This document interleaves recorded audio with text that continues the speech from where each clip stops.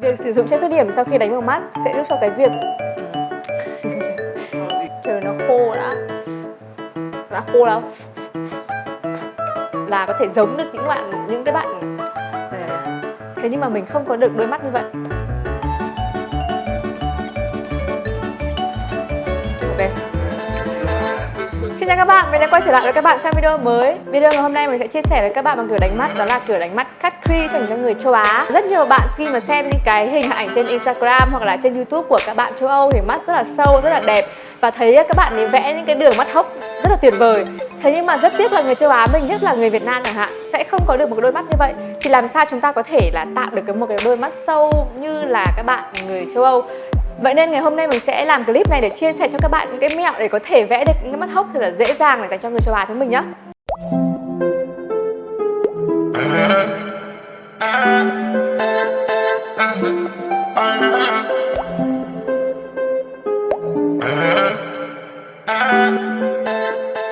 Nào, bây giờ chúng ta cùng bắt đầu thôi. Trước tiên để mình phân tích một tí đã, đó chính là tại sao những cái bạn mà có đôi mắt hốc sâu thì người ta vẽ những cái đường mắt cut crease rất là dễ. Bởi vì là cái phần mí mắt của người ta đã ăn vào phía trong hốc mắt và hốc mắt nó rất là sâu như thế này. Thế nhưng mà với điển hình của người châu Á, kể cả là bản thân mình cũng vậy, mặc dù mắt mình 2 mí nhưng mà phần hốc của mình không hề sâu mà phần da đây khá là nhiều. Nên là cái việc mà tạo hốc rất là khó khăn để làm sao có thể là tạo được hai cái hốc bằng nhau, cân nhau và không bị sưng. Nên ngày hôm nay mình sẽ chia sẻ cho các bạn một số tip để có thể làm sao gạt bỏ được hết tất cả những cái nhược điểm đó. Kiểu đánh mắt cut crease này thì mình có tham khảo qua một makeup artist, đó là bạn Nikki. Và mình rất ngạc nhiên khi là Nikki là người Mỹ, thế nhưng mà lại có đôi mắt mí rất là nhỏ và bạn mình vẽ đường cut crease rất là đẹp. Nên là mình nghĩ rằng là với những bạn mắt sưng này, mắt bụp này, hay là những mắt một mí thì hoàn toàn chúng ta có thể làm cái kiểu đánh mắt này. Với clip ngày hôm nay để tiết kiệm thời gian thì mình đã make up sẵn rồi và mình chỉ chừa lại cái phần đôi mắt và màu mắt thôi. Và bước đầu tiên của việc đánh mắt thì bao giờ chúng ta cũng là đánh base mắt. Đây là base mắt mà mình rất hay sử dụng rồi, các bạn sẽ thấy thường xuyên ở các clip trước.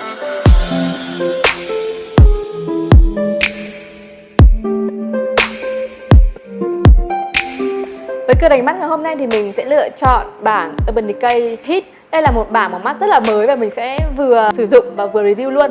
Màu mắt đầu tiên mình sử dụng đó chính là màu mắt này. Và cây cọ mình đang sử dụng là cây cọ 17 của Sephora. Khác với cả những kiểu mắt trước là chúng ta sẽ đánh màu mắt từ nhạt đến đậm. Thế nhưng với kiểu mắt này thì mình sẽ lựa chọn những cái màu mà tương đối đậm trước đã. Đó chính là những cái màu mà gần với màu da của mình mà tạo mắt sâu. Nên là mình đã lựa chọn cái màu nâu cam này. Ta sẽ sử dụng cái màu mắt này lên toàn bộ bầu mắt. Với cái kiểu đánh mắt này thì bầu mắt số 1 mình khuyên các bạn là các bạn nên lựa chọn những cái màu mắt lì chứ đừng nên chọn những màu mắt có nhũ. Bởi vì là chính cái màu mắt này về sau chúng ta sẽ sử dụng để làm hốc mắt nữa. Chúng ta tan hết bầu mắt. Chính màu mắt này về sau sẽ là hốc mắt luôn. Càng lên trên càng đưa cọ nhẹ dần đi để hòa vào phần xương lông mày. Việc lựa chọn màu mắt này đậm hay nhạt nó sẽ phụ thuộc vào việc là các bạn muốn cái kết quả cuối cùng của chúng ta là sắc nét hơn hay là nó tự nhiên hơn. Chúng ta sẽ tiếp tục với bên còn lại. Màu mắt của cái bảng hit này mình thấy lên khá là chuẩn màu và ít bị rơi, gần như từ nãy đến giờ mình thấy không rơi nhiều lắm xuống phía dưới, gần như là không rơi. Mình sẽ tan cái màu này xuống mắt dưới luôn.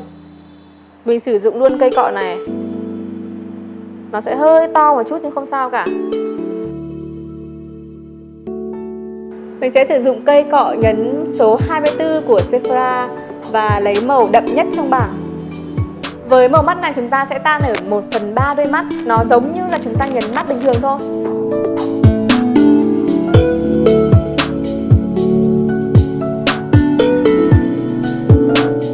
Dùng cây cọ blend trước để chúng ta blend ra cho nó màu tan hơn. Màu này thì có vẻ là sẽ bị rơi xuống nhiều hơn màu trước. Vì cái màu này nó dễ rơi, chúng ta sẽ phải đánh khéo léo hơn.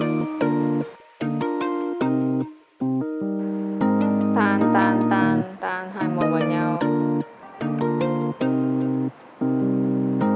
Vẫn sử dụng màu mắt đó, mình sẽ tan vào 1/3 cái mắt dưới.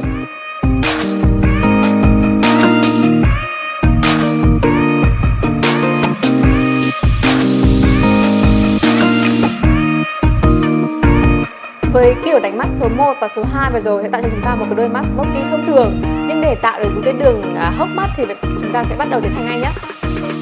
Thứ mình cần ngày hôm nay đó chính là một cây che khuyết điểm.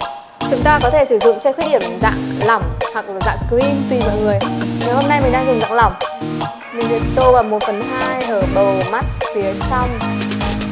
Sau đó là mình sẽ lấy một cây cọ dẹt để vẽ một cái đường hốc mắt bằng chính cái che khuyết điểm này.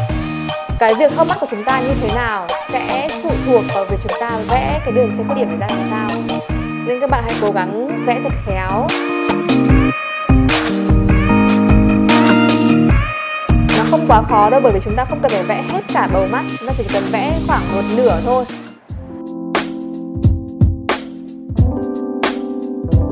Sau đó các bạn nhìn thẳng. Khi nào mà nhìn thẳng chúng ta thấy cái đường che khuyết điểm lộ ra thì khi đó mới là chúng ta đã thực hiện thành công.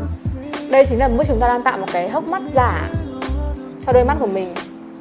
Và các bạn cố gắng vẽ làm sao để khi chúng ta mở mắt ra thì cái đường mà chúng ta vẽ, cái đường hốc mắt ấy, nó sẽ được tròn trịa. Thì khi đấy cái mí mắt của chúng ta sẽ cảm giác đẹp hơn. Chúng ta chỉ phải vẽ một nửa thôi các bạn ạ. Cái việc mà vẽ một nửa thứ nhất là sẽ chúng ta dễ dàng hơn cho việc tạo hốc với việc là chúng ta vẽ cả một cái bầu mắt. Thứ hai là cái việc vẽ một nửa này sẽ dễ dàng cho chúng ta trở nên sâu hơn mà không sợ bị sưng mắt.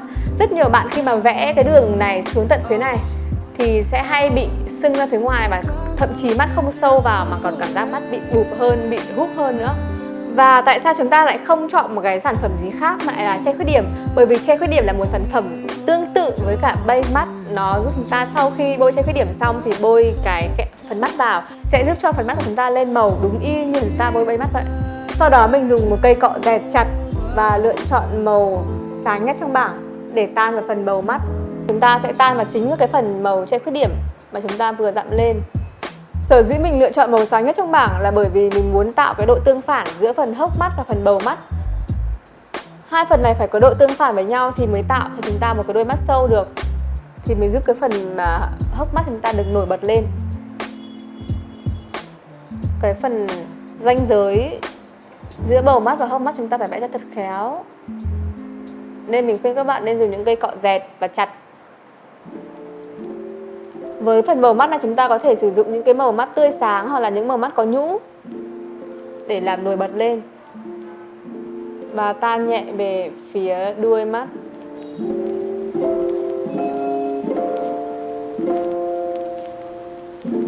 Sau đó chúng ta sẽ sử dụng cái cây cọ số 2.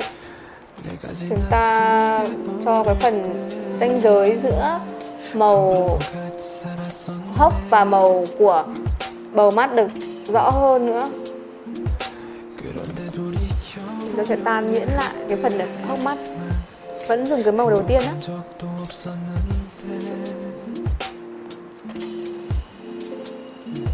Bây giờ khi nhìn vào phần mắt các bạn đã thấy là cái bên này của mình sẽ cảm giác là có một cái phần hốc mắt ở phía trên hơn, to hơn và sâu hơn so với bên còn lại chưa?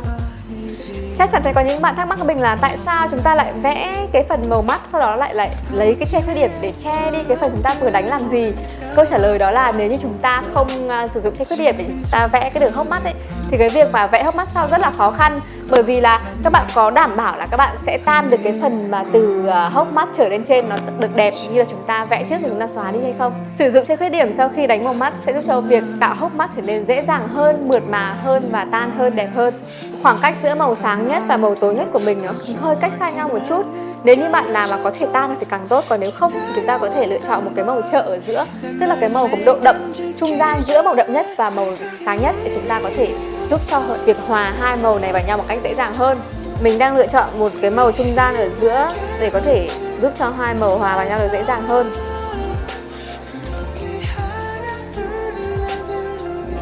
Như vậy là chúng ta đã hoàn thành cái đánh màu mắt bên này.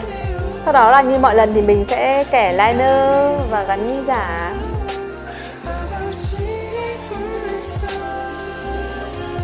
Mình đang sử dụng mascara để kẻ liner.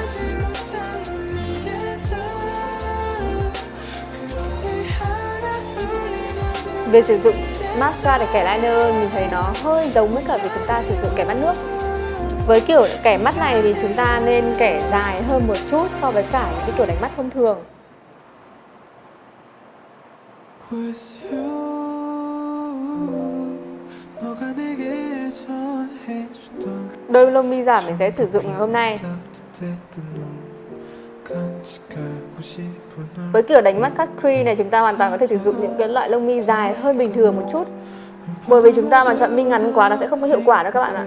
Vậy là mình đã vừa hoàn thành xong một bên mắt. 봐도 똑같아서 아침부터 너를 적어냈어 Bây giờ mình sẽ hoàn thành nốt cái bên mắt còn lại. Và việc khó khăn nhất là chúng ta phải làm sao vẽ cho hai đường tranh khuyết điểm phải thật cân nhau và giống nhau. 너만큼 Ta-da! Vậy là mình đã hoàn thành xong. 너만큼 날 맞췄어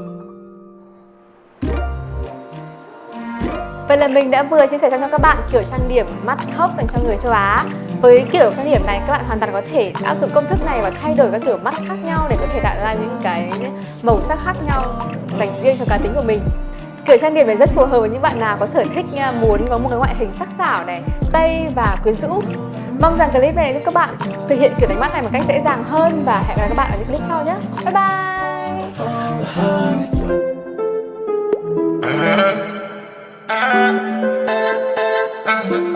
I